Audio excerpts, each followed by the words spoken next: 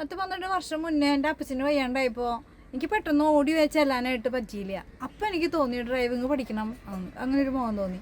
അപ്പോഴാണ് ഞാൻ ഡ്രൈവിങ്ങിലേക്ക് ചെന്നത്. അങ്ങനെ കാറ് പഠിച്ച് കാർ ഓടിപ്പിക്കണം അങ്ങനെ ഒരു ചിന്ത. കാർ ഓടിപ്പിച്ച് ഞാൻ പിന്നെയും കുട്ടികളുടെ ഓരോ കാര്യം കണ്ടുകൊണ്ട് എനിക്ക് ഇറങ്ങാനായിട്ട് സാധിക്കില്ല. മക്കളുടെ പഠിപ്പ് വീട്ടിൽ ആവില്ല.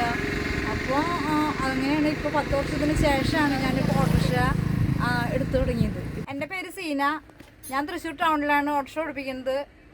ഞങ്ങൾക്ക് സ്ഥിരമായിട്ടൊരു സ്റ്റാൻഡില്ല. അത് അനുവദിക്കാനായിട്ട് അപേക്ഷ കൊടുത്തിട്ടുണ്ട്. എനിക്ക് 2 പെൺകുട്ടികളാണുള്ളത്. ഞാൻ 1 വർഷമായി ഞാൻ ഓട്ടോറിക്ഷ ഓടിപ്പിച്ച് തുടങ്ങിയിട്ട്. എൻ്റെ ഭർത്താവ് ലോഡിങ്ങാണ്.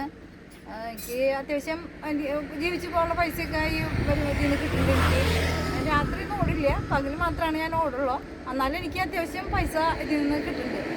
ഞാൻ +2 വരെ പഠിച്ചിട്ടുണ്ട്. ഞാൻ ടൈപ്പിസ്റ്റൊക്കെ ആയിട്ട് ജോലി ചെയ്തിട്ടുണ്ട്. ഗുജറാത്തിൽ പോയിട്ട് കമ്പ്യൂട്ടറിൽ വർക്ക് ചെയ്തിട്ടുണ്ട്, ടൈലറിങ് ചെയ്തിട്ടുണ്ട്.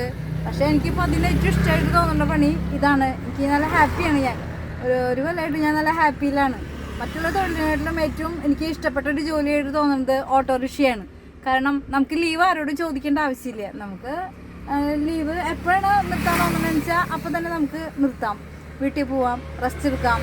എല്ലാം കൊണ്ടും എനിക്ക് യോജിച്ചൊരു തൊഴിലായിട്ട് ഞാൻ ഈ ഓട്ടോറിക്ഷ തൊഴിലിൽ നിന്ന് കാണുന്നു.